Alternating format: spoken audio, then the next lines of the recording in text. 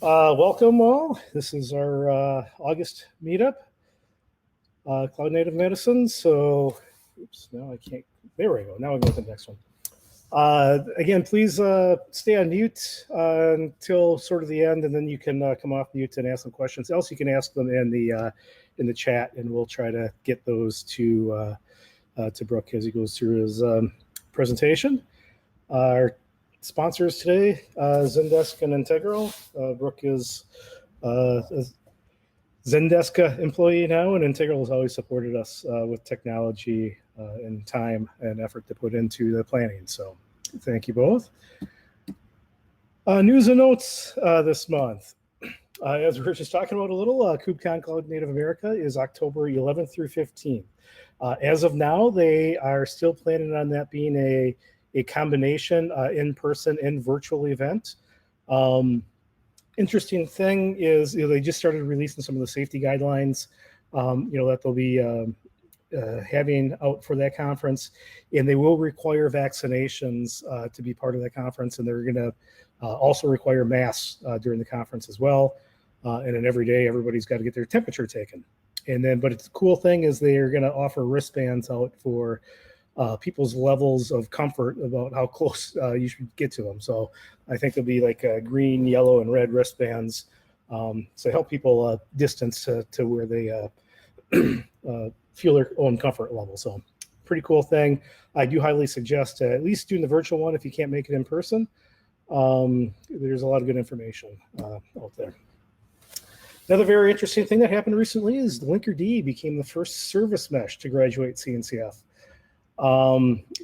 Quite interesting there. Linkerd has been around, quite a few years, but it's probably not the most popular service mesh out there. Istio probably is, but Istio, as you may or may not know, is not an official CNCF project, although we've had plenty of talks in this meetup over that.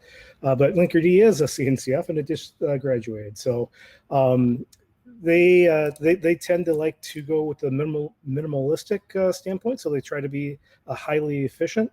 May not have all the features of other meshes, but it's still a very solid thing. So if you haven't checked that out, there's good information out there on that. And congratulations to them for graduating. Interesting article I just read a little while ago. So out of Container Journal, there's a survey that services recent spike in Kubernetes costs. Now, some of that is probably natural because as more things move over to it, obviously you're going to have costs in Kubernetes. But at the same time, I sort of equate this to the same thing as organizations start moving to the cloud. You do have to manage costs, when you move into the cloud. Because as you make it easier for engineers to spin up things and do things, they're going to do more of those things and spin more of those things up. And so the article goes into that a little about, different ways to manage that. So I would suggest just doing a search on Container Journal and that spike on Kubernetes costs. You'll probably come up with that article. Nice quick little read, but it is something as we are in that realm is to take into consideration is how do we manage those costs within there? Our last piece of information is we're going to have another call for a presentation for the community here, and we're going to hopefully do this for our September, so our next meetup. And so we would like a community member to pick up Crossplane. If you have no knowledge of it, that's perfectly fine. When we did this last time, John Jenkins had no knowledge of Argo, and he picked it up and gave a really good presentation on it. So that's what we're sort of looking for is just, hey, what can you understand in this in a month and share back with the community. So please, if you're interested in that, please let either myself or Brandon or Steve know. Relatively quick here, else we'll probably start asking the members if they're willing to do it. But so we're looking at that for our September meetup. And speaking of that meetup, even though we don't quite know the speaker yet, we hope that topic will be Crossplane. And it will be September 2nd at noon Central. This is still going to be online. We do keep talking about, when we might go, in person again. And I think especially, with the recent variants and whatnot, certainly for September, and we'll reevaluate as we go out further than that. But yeah, I would suspect at least September, and probably even October yet will probably be online. So with that, then today's speaker is Brook. He's going to talk to us about configuration at scale. With all these cloud native projects that make everything so easy, there's a lot of configuration to go along with that, and he's got some ideas of how to better manage that. So without further ado, Brook, you can take it away. Awesome. Thanks, Kurt. Yeah, let me get the screen sharing figured out here. Just quick thanks to Kurt, Steve, and Brandon for hosting. Let's see. I'm going to have some weird toggling between screen shares for this presentation since I can only share a window at a time here.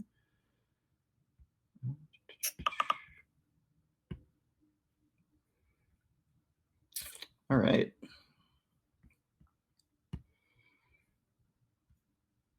Hope we can all see the presentation here. So yeah, hi, my name is Brook. I'm a senior software engineer at Zendesk. I've got some contact information up there if you want to snap it quick, in case you want to get a hold of me afterwards, that's fine. I'm not on Twitter or anything like Kurt, but you can kind of get a hold of me on email or LinkedIn. And today we're going to be talking about a config at scale, like Kurt mentioned. So the big thing with this one is we have some ideas that we've tackled here at Zendesk in terms of how to manage all the various configuration that kind of comes with various cloud native tools, Kubernetes deployments, and kind of tooling surrounding that. But we don't have perfect answers by any means, and this is still very much a journey for us. So I do want to kind of qualify this presentation stating that. That said, though, we'll go through kind of some of the tooling that we've landed on, some of the solutions that we've come to for the problems that we were trying to solve, and I'll also go over some of the problems that we were trying to solve. But kind of before we kick that off, I want to talk about kind of how these stories usually start. And these stories usually start with the separation between CI and CD. Back in February of last year, I actually gave a joint talk with Steve, who's also in the meetup here, on kind of continuously improving CI/CD. So if you guys want to check that talk out, you can. I'm not going to spend too much time talking about the continuous integration side of things, particularly because that's a little less interesting as it applies to kind of trying to, I guess, template out different configurations and stuff.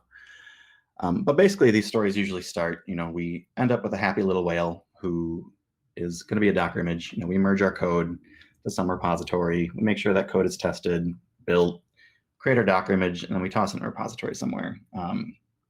I think, those are good milestones to hit, but it's really only a small part of the equation. So this happy little whale, now needs to kind of go somewhere. Like, what do we do with it?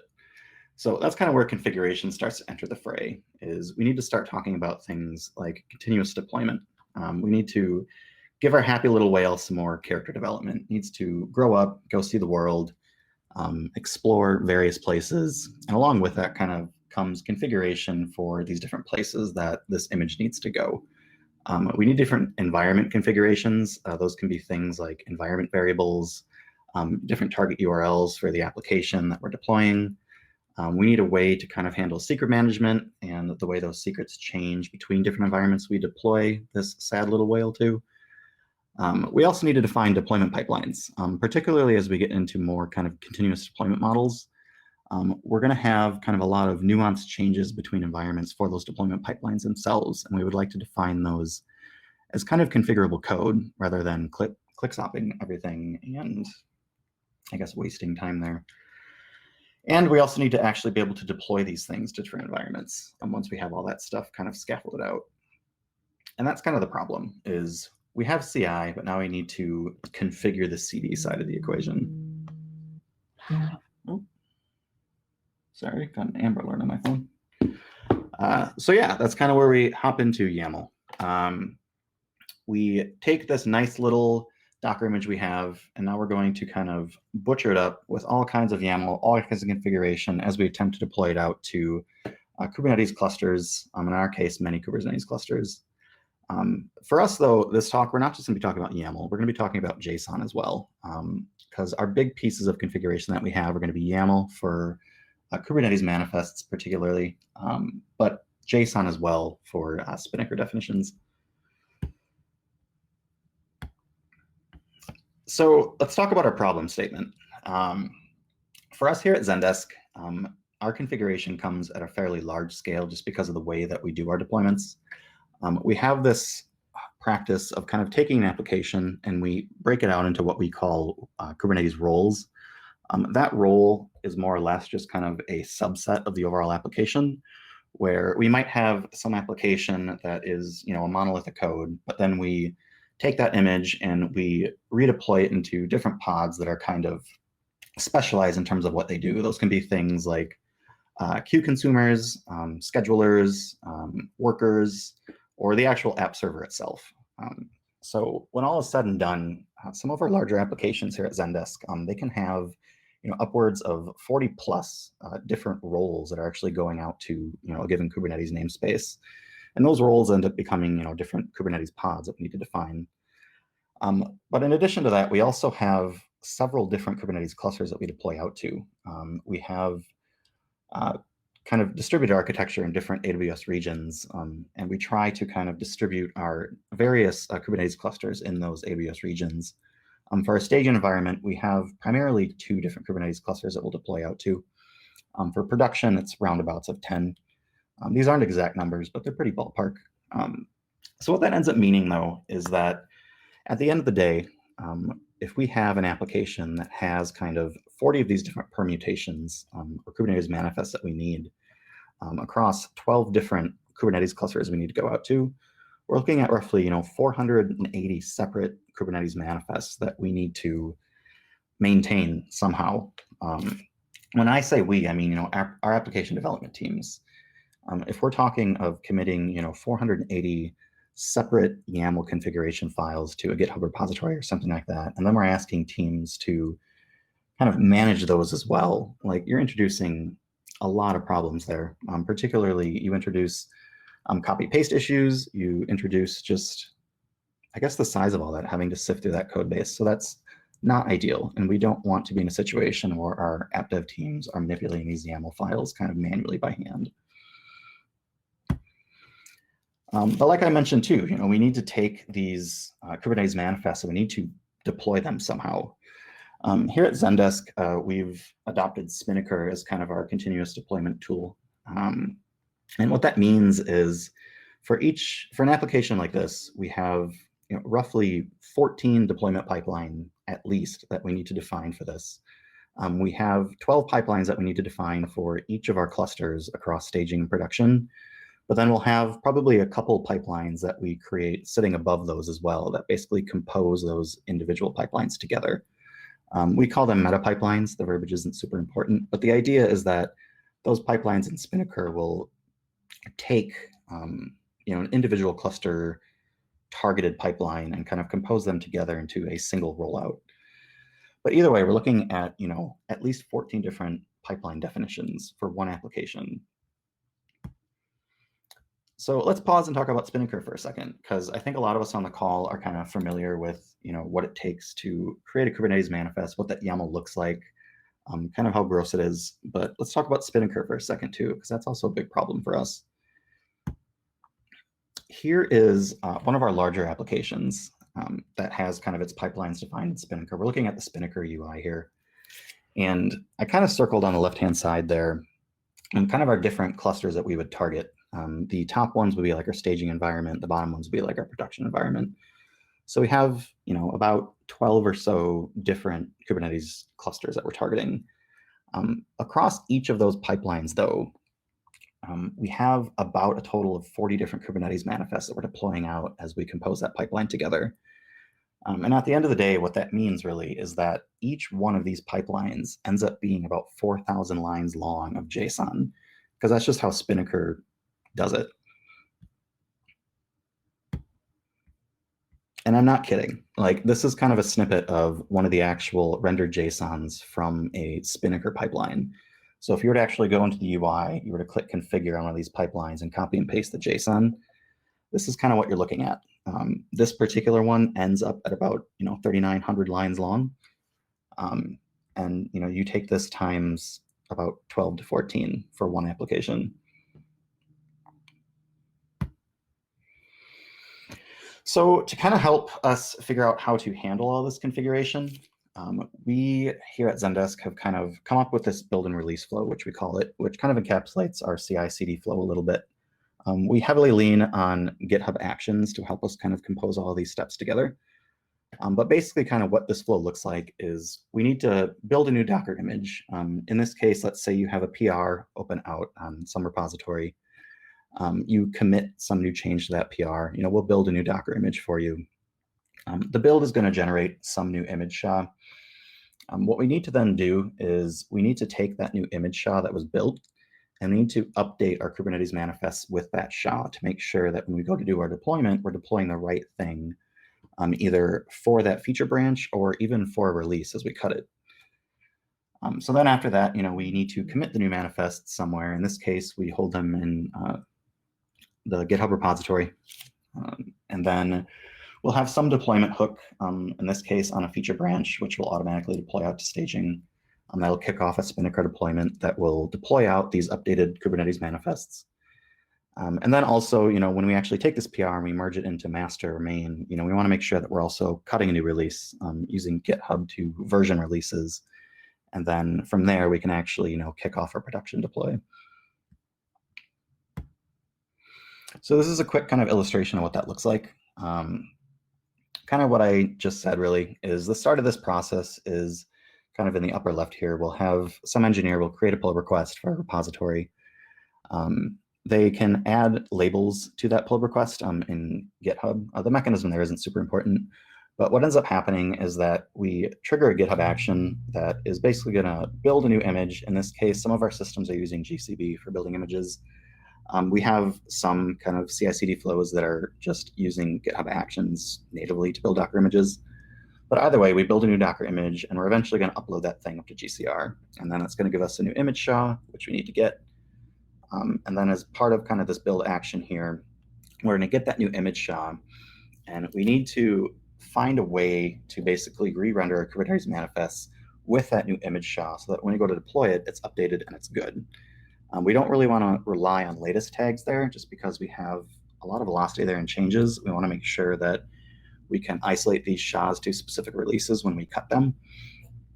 And that way it kind of keeps things clean. And then eventually too, once we render those manifests, we want to commit back to the actual pull request.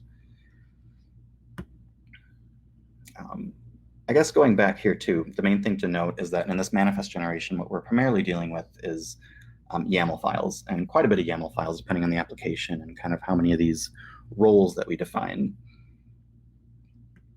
But then as we kind of go further down the line, as we actually kind of start to talk about the deployment itself, we are going to trigger some deployment somehow. In this case, maybe we add a label onto the PR saying deploy this thing.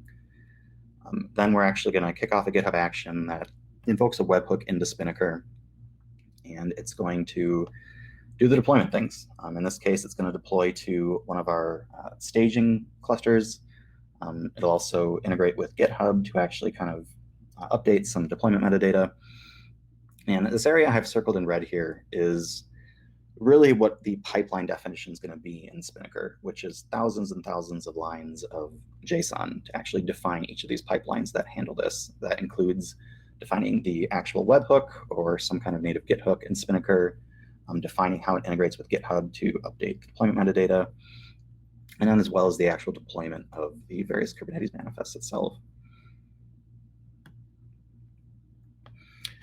So how do we actually do that? That's kind of where we started to explore templating solutions. And we had a couple goals going into this through the last couple of years.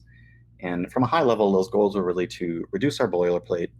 We want to make sure that we're not getting to that scenario like I talked about where teams have to manually copy paste, hundreds of YAML files or JSON files that are thousands of lines long, introducing a typical configuration error there. So we wanted to reduce that boilerplate and try to abstract as much of that as we can away from the actual, app devs or DevOps engineers or whoever's handling these things. Similarly, we wanted to try and reduce the need to manually tweak kind of per environment configurations. So what I mean by that is using Spinnaker as an example is our staging pipeline is going to differ from our production pipelines in that our production pipelines require kind of a manual approval to actually kick off. Other than that, they're pretty functionally equivalent, but there is that extra stage at the beginning of the pipeline that requires a human to basically approve the deployment. So there's a little bit of kind of divergence there. We don't want to get into a situation where engineers have to worry about that. We should be able to kind of template these things out generically and conditionally based on that. And kind of like I mentioned, we want to reduce copy-paste errors as well that come from maintaining all these different configuration files. And then one of our more lofty goals was to also reduce the cognitive load associated with dealing with configuration. I think as a lot of us know that kind of deal in the cloud native space, Kubernetes deployment space, handling those configurations can tend to be a bit much. So we wanted to try and reduce, I guess, the learning curve for some of that, especially for some of the teams that might not be as familiar with how to handle these configurations. So we explored a lot of different templating technologies. I'm not going to spend too much time going over each one of these. If anybody's interested, though, I would recommend taking kind of a snap of this screen and looking into them.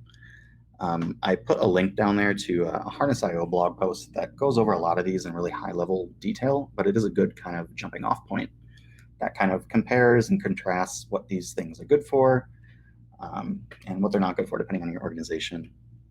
So here at Zendesk, the big ones that we've kind of landed on are Jsonnet and DAL. Kustomize and Helm were a little heavy-handed for how we have things set up at Zendesk, at least currently. And I'll get into that in a second. But here at Zendesk, our two main efforts are really around Jsonnet and DAL, and they're pretty similar in the problems that they try to solve. So as we kind of started exploring these things, we realized that we had kind of some new goals that were emerging, particularly with the way that teams operate at Zendesk, is we wanted a way to basically give teams freedom to compose things in the way that they wanted to compose, because we didn't, when we started this venture, really have a lot of standardization in the way that teams were creating their, I guess, deployments. So we wanted to allow teams kind of the freedom to keep kind of composing things the way that they want to compose them, with maybe a little bit of guidance and some rails. In addition to that, we also wanted to treat this templating as like we would any other code that they're working with, particularly like object-oriented code, where we could have versioned libraries in the background that they could pull in to abstract some of the complexity in templating. In addition to that, kind of having a dependency management system or a package management system like you would with NPM, Gradle, anything like that. And just do it for configuration templates instead, just like you would any other code. And we also needed something that had really quick rendering speed, since I showed in kind of, that CI/CD flow earlier that, we're going to be re-rendering these manifests on the fly, like pretty often, and sometimes a lot of them, like hundreds of them. So we needed something that was pretty performant as well. And for that reason, we landed on Jsonnet as kind of our tooling of choice to accomplish those things. And yeah, so I stole this from kind of the main Jsonnet site, jsonnet.org. I put the source at the bottom there if you want to check it out. But basically, what Jsonnet is the easiest way for me to think about it is it's more or less, it's kind of a combination of JSON and JavaScript in terms of syntactically how it looks. And we'll look at some of it here in a second. But what it does is it lets you basically create configuration files from less lines of code, and you can compose them together to more or less kind of concatenate different sections of your configuration together, whether it's YAML or JSON. And it also has some IDE support. We'll talk about that in a second. But it also has, linting capability. It has syntax that's really, really easy to adapt to. One of the other technologies we looked at was DAL, and we still have teams that are looking at that, but there's some divergence there in terms of cognitive load, where DAL, I think, is kind of Haskell-based, and there is more cognitive load in terms of getting used to the syntax itself. It has some other benefits over Jsonnet, but in my mind, at least, approachability is not one of them. So for that reason, our team, at least on the productivity side, has started going forward creating Jsonnet libraries to try and tackle some of these things. So like I mentioned, one of those things is we can create all these libraries and that's cool, but we need a way to actually release and version these libraries and give teams a way to basically pull these things in as dependencies like you would any other kind of dependency management system. So We discovered kind of Vendir, which is from the carvel.dev project. I would also recommend hopping out to that site to check some of the tooling they have around Kubernetes deployments. And there's some pretty cool stuff there. But Vendir is kind of a generic, more or less package management system, or at least that's how we're using it. So we explored with that, and that gave us a great solution. We were able to now create kind of generic Jsonnet libraries that represented different parts of our configuration. For us, that meant, kind of defining different parts of our Kubernetes clusters, defining more generic parts of like our deployment pipelines, things like that. So you can kind of pull those libraries in and really just compose them together without needing to do a bunch of the boilerplate in the background. So let's take a second and we can kind of look at how that is for us here at Zendesk. You're gonna have to bear with me while I try to figure out how to swap my screen sharing. But basically what we're gonna be looking at is we will look at a Vendir file, which is really kind of just define our JSON dependencies. Then we'll look at some of those JSON libraries a little bit. And then we can also take a look at how an actual application might ingest some of these libraries to create a Kubernetes manifest, or in this case, a few Kubernetes manifests, and then also how we can create Spinnaker pipelines out of that. So let me figure out how to swap here. I need to stop sharing for a second.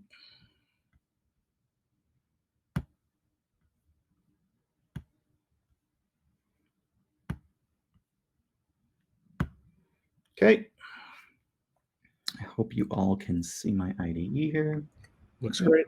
Looks good. All right.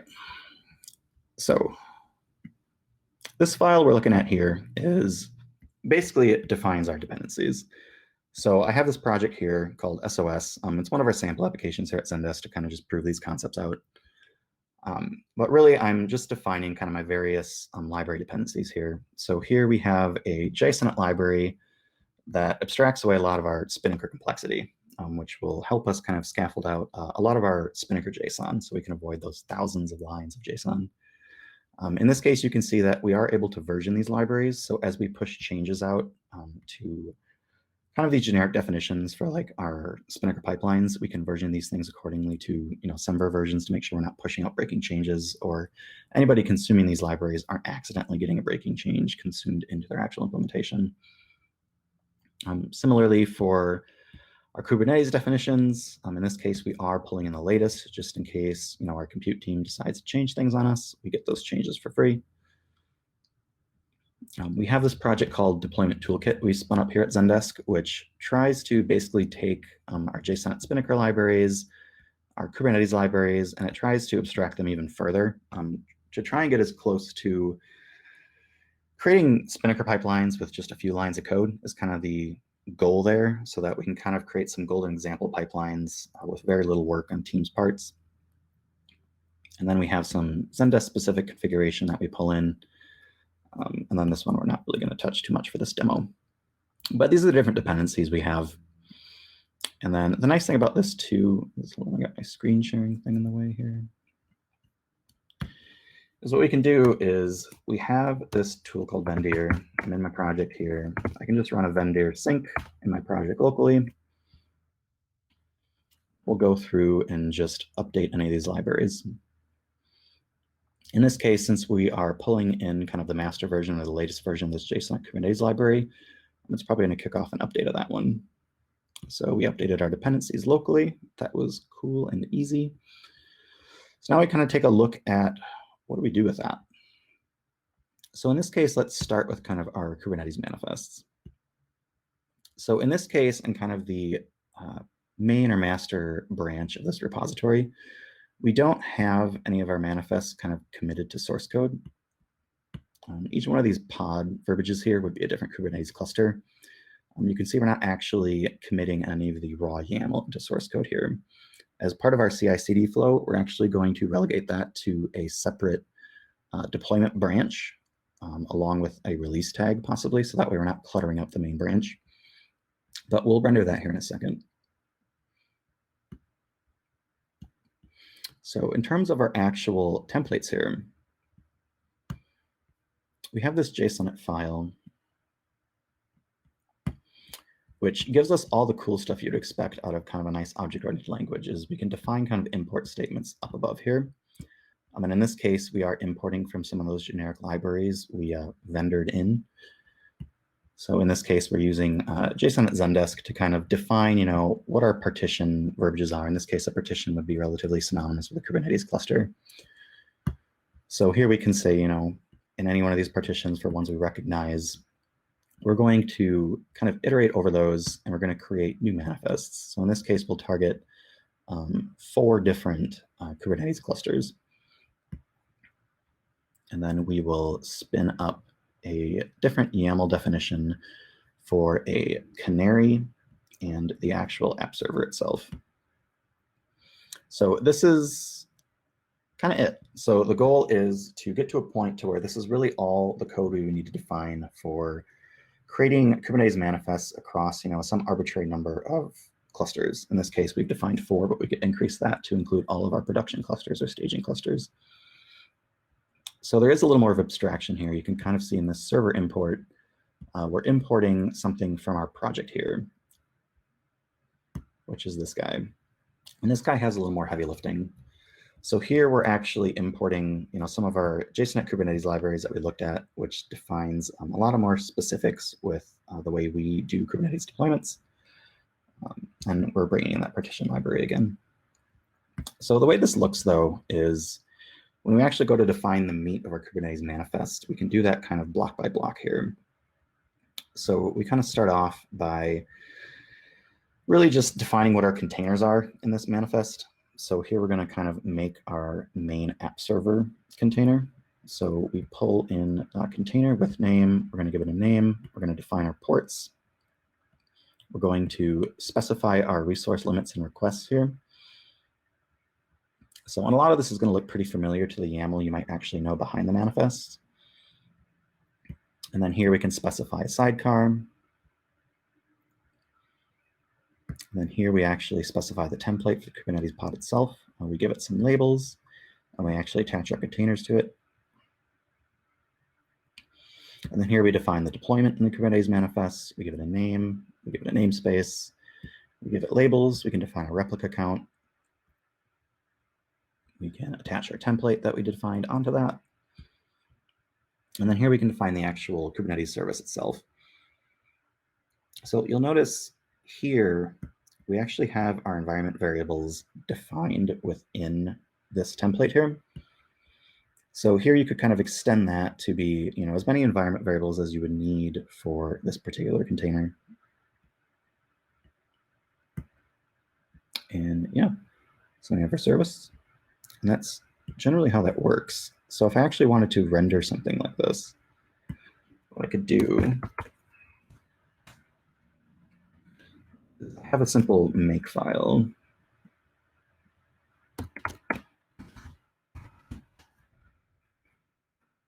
Which we can just say make all, and it'll go through and it will run our Jsonnet command to actually render these files.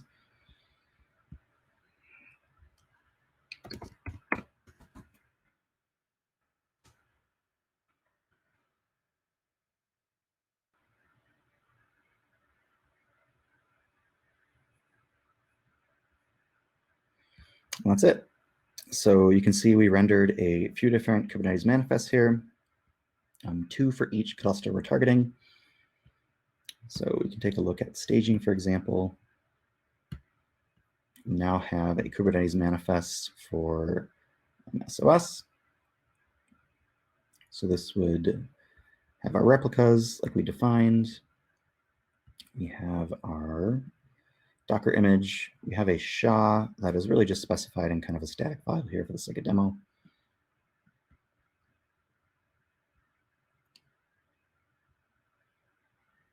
We have a sidecar image here. And that's it. And then we have a separate manifest we specify for a canary deployment as well. And then we do that for each one. So this production cluster has the same definitions as does this, as does this. So I did this locally here, but realistically, like developers aren't going to be rendering these things locally. We want kind of our CI flow, our CD flow to handle that. So we have manifests. That's cool. So let's take a look at how we actually deploy those things, though.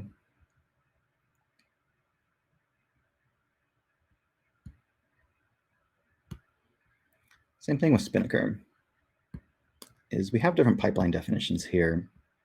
And the way that we have it set up is these JSON files represent our pipelines in Spinnaker itself. And whenever you make a change to these and merge it into master or main, those changes are automatically synced up to the Spinnaker application that houses these pipelines. So you don't have to do that manually. We can do it manually here, though, just for the sake of visual.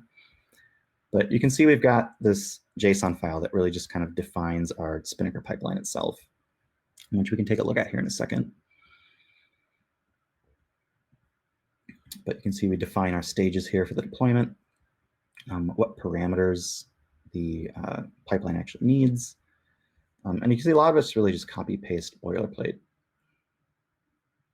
But to actually do that, we have a template that handles a lot of that.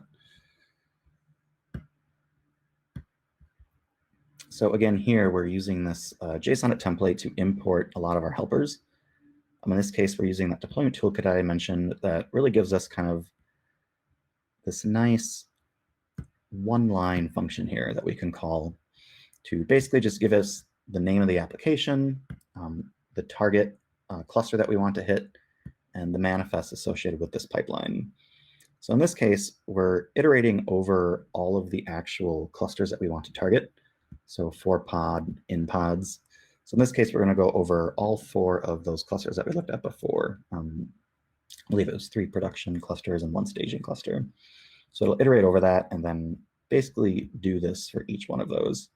And the nice thing about kind of abstracting this pipeline generation into this common library is that you can see we have one of these properties like is production deployed. So in this case, we can kind of build the logic into this library that says, if this is a production deploy, then attach that extra validation stage that I talked about earlier, where someone has to manually approve this thing. So we don't actually have to manipulate that selves here on the consumer side. So, and the rest of this is just kind of defining some metadata properties. But the meat of it really is this here, is this small block of code is going to give us, one of these Spinnaker pipelines that really is, a few hundred lines long of JSON. And in this case, we're going to need 4 different pipelines. So we can see how that works real quick. No thanks. So just for the sake of demo, go through and delete these.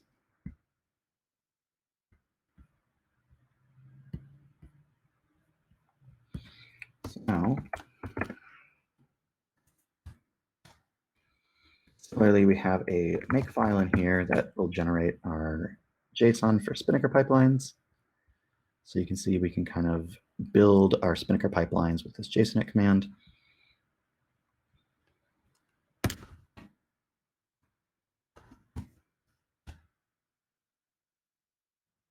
That's it. You can see those pipelines were regenerated pretty quickly there. Again, several hundred lines long each. So you can see if we hop into the stages here, that, let's see here.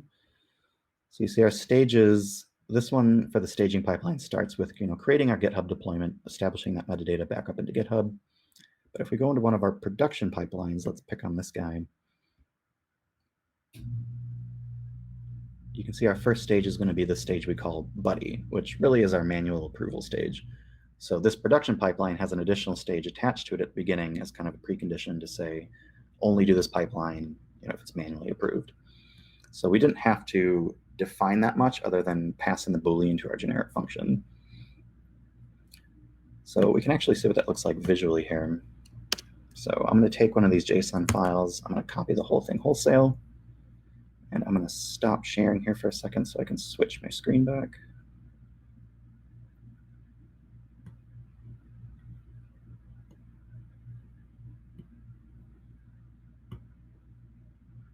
Okay.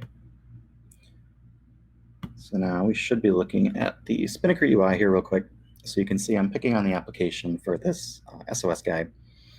So this is the pipeline that we were looking at. I can hop in the configuration of this. And I had mentioned that, the configuration for these pipelines, those hundreds of lines of JSON, They are automatically synced up to Spinnaker in our case when we merge this change into master. But for the sake of demo here, we can hop into configuration and kind of just edit all this JSON, which again is all the same JSON we were looking at. Just replace it wholesale, update the pipeline manually, and you can see we'll still have our nice pipeline. So running through it, this pipeline will create a GitHub deployment, which just pushes some metadata up to the GitHub repository. We have a self-service interface, which is a proprietary thing we do here at Zendesk. We have this find manifest stage, which really just tries to find successful previous iterations of this deployment in case we need to do a rollback. And then we have the meet here, which tries to do our deployment. And this is actually going to look for the manifests attached as a Git artifact to this Spinnaker pipeline. Excuse me. So in this case, when we actually execute this pipeline, we can tell it to target the release branch that we cut, and we can pass that in as kind of a reference to this pipeline to actually go find those manifests at the right location, since we're not committing those to master itself. And this particular pipeline does some canary analysis. It really just emits some metrics and listens for those. And then we have a conditional here to either roll back if we had a failure or mark the deployment as a success in GitHub. And then we can mark it as a failure if we had to roll back. And yeah, that's kind of the standard pipeline.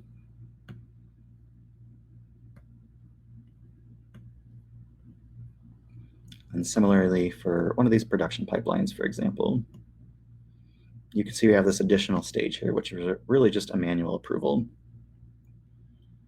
And yeah, that's kind of that.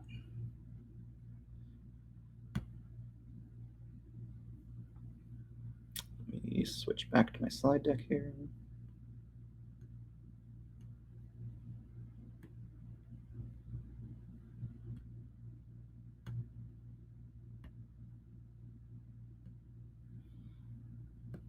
Okay, I think we're good. Somebody yell at me if you can't see my slide deck. All right, so that was kind of a quick demo. There's a lot of moving pieces there. So let's kind of recap what we just did. What we did is we resolved a version library from kind of a common set of libraries using this Vendir tool to kind of pull those libraries in and be able to compose those in a proprietary way in our repository itself for what we needed to do. In this case, we needed to create some Kubernetes manifests for this SOS application, and we needed to create some Spinnaker pipelines for this application. We created templates for our Kubernetes manifests that had containers, pod template definition, deployment, and a service. And then we created a template for our Spinnaker pipelines that kind of conditionally create either production or a staging pipeline with kind of that prerequisite manual approval stage. And then the goal was to kind of be able to do these things for free, right? As little work as possible. So realistically for us here at Zendesk, this is actually integrated into our CI/CD process. I generated these manifests locally using a makefile, but we actually have a GitHub action that's going to do that. So when we have some PR, and if we commit a change to that PR or we have a label on that PR, as part of this GitHub action, when we build a new image, we're going to rerun basically the same command I reran locally here. So if we had any other changes to kind of our manifest, if we needed to tweak resource limits or requests, or if we needed to attach another sidecar or some secret service or environment variable change, as part of this flow here, those manifests will be regenerated each time and then committed up to a special deploy branch. And then similarly here, the actual Spinnaker pipelines, when we merge those into master and main, that JSON will be auto-synced up to Spinnaker, so you don't have to manually copy-paste that. So this creates some problems, though. It was cool that we can do that in a generic way, but I feel like the best way for me to describe this is really to kind of just take this blurb from the Jsonnet project, which was kind of a spin-off of Jsonnet to try and make a lot of Kubernetes native stuff within Jsonnet. For those that don't know, Jsonnet is basically dead now. It's been abandoned. And I feel like this blurb kind of summarizes why that is. I can just read it basically. Is that feedback from the community was that the purpose of Jsonnet was meaningful, but the language and concepts could be intimidating for new and casual users. What you guys might have picked up on in that demo is there was a lot of kind of sage knowledge to actually composing these things together. We worked to streamline the user experience through a Visual Studio Code extension and a new command line tool. You might have noticed that I was using VS Code as well. VS Code does have a Jsonnet plugin similar to how Jsonnet did, so that helps me out a lot. But those that aren't using VS Code can kind of be a little SOL. Code extension and a new command line tool. But despite our efforts, Jsonnet has not yet resonated with its intended audience. So the reason I quoted this is because here at Zendesk, as we kind of build these Jsonnet libraries up, we've discovered that we're running into similar problems. The way I define those is we're running into what I would call traditional coding problems. Is that I mentioned IDE support, is that these Jsonnet libraries, in terms of actually being able to consume these as a developer on a team, to consume these efficiently, you really want some kind of IDE support to give you, some kind of compile warnings or errors or code complete or something like that, you can easily kind of chain these methods together to create a manifest or create a Spinnaker pipeline. For those that aren't using VS Code or some IDE that we're using, and we're an org of 1,000+ engineers strong, it's a lot of people that aren't using that tool set. Similarly for testing, as we start to build out these libraries, even though they're kind of based on a configuration language, they are very much code, and we very much want to test them. And there isn't really any great testing frameworks out there for this stuff. So you end up having to kind of hack together your own testing solution for these templating libraries. Similarly, keeping the code clean is the more we build these libraries out, the more we want to enforce some code standards. Thankfully, there is linting tools out there and stuff to make sure that our libraries look good, but it's another issue. Same thing with release strategies is we're creating these libraries and we want to version them, but we now need to establish some kind of release strategies around these libraries and make sure that people that are consuming these libraries have a way to pull in updates, and we have a support strategy in place for older versions for people that can't update. And then there's also the ever-increasing cognitive load. As we kind of build out these libraries, that's more and more education that people need to consume kind of the ever-increasing function set. So with that, this is kind of where we are now, is we have our eyes to the future, we recognize these problems, and we're very much running into them. We basically want to start this off by establishing more standard configurations. In our part, it's mostly going to be for the way that we manifest things, we handle environment variables, and we handle secret management, and we handle Spinnaker pipelines. We originally set off on this journey to say that we want to give teams kind of the freedom to be able to compose the things in any way they want to. And we've pretty recently realized that we need to find a good middle ground. We have to kind of put out good practices, and we need to put out good tooling that basically says, here is the best practices for creating some kind of deployment pipeline. So that's where we're at right now, is trying to kind of rein in the Wild West of composition. You might have saw in that demo too, is in my actual kind of Kubernetes manifest template, we had just a map blurb in there for environment variables. That's not the best way to handle that, especially when you get into applications that might have tens or hundreds of environment variables that they need to establish for a given pod or a container running in that pod. So we want to kind of improve the interface for actually managing and changing those environment variables. And that kind of segues into the next bullet point, which is just really reducing the number of interfaces overall. And in this case, for an engineer, for these tool sets, you can think of the interfaces as being really anything. In this case, it was an IDE. It was the Jsonnet libraries. It was the coding language, having to string those things together. It was the Spinnaker UI itself. It was GitHub Actions. It was a lot of different context switching between these different interfaces and tools. So to kind of address that, what we would like to get, and the end state we're hoping to get to, which I can't really promise a whole lot now, but hopefully we can come back here in several months and say we did good, was to give engineers the ability to kind of scaffold the world. Instead of having to kind of ingest these libraries themselves and give them yet another coding language they have to get used to, is to give them some kind of tool set to where they can scaffold these things out kind of wholesale. And that's the hope. That's kind of all I had. So thank you. Again, my name is Brook. There's some contact information. Get a hold of me if you would like. I can now open it for any questions, or I can hand it back to Kurt or Brandon. But that's what I had. So thanks.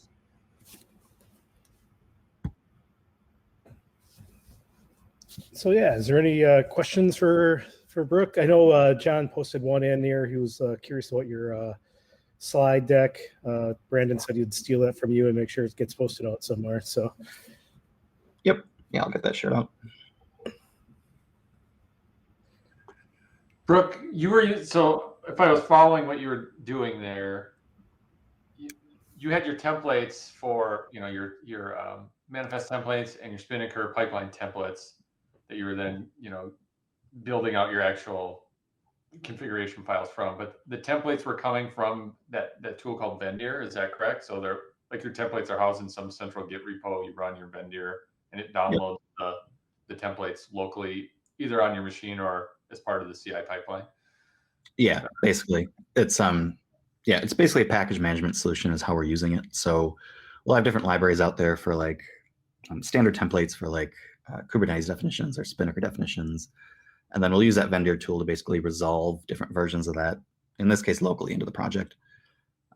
And then, yeah, we can compose the project specific template from there.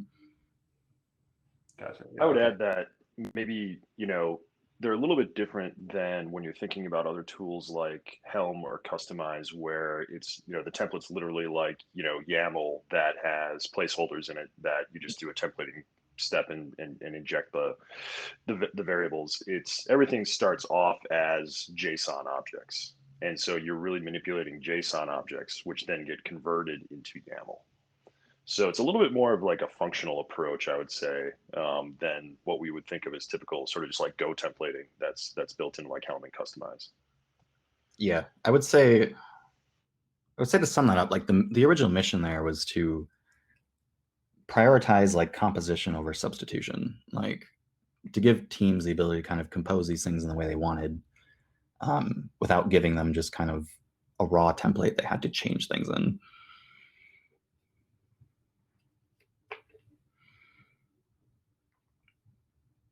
Feedback have you gotten? So you guys are providing this out to the engineers at Zendesk. Like, what kind of, like you mentioned the cognitive load? Are they like, I don't get this. This is another tool I have to learn.